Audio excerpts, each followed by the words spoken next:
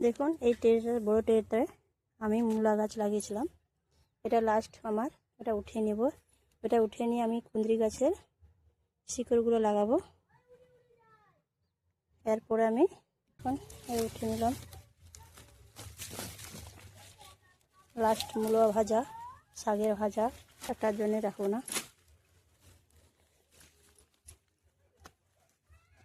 দেখুন 4টা গাঁদা গাছ আছে, এগুলোকে भी উঠিয়ে নেব, নিয়ে অন্য জায়গায় কোথাও লাগিয়ে দেব।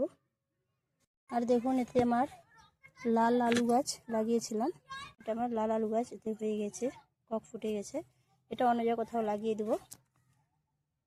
মাটিগুলো আমার আছে, এরপর আবার দিয়ে দিলাম। এই কদিনের মাটি তো, তাই জন্য আমি আগে আড়ি করলাম, নিয়ে এরপরে বসিয়ে দেব। এই দুটো আছে, বেশি নাই, এরকম হিসাবে লাগালাম। এই এই এই যে গোড়ার এইখান থেকে ককগুলো ফুটবে, এইগুলো থেকে। এতগুলো মূলা শাকগুলো উঠানো হলো।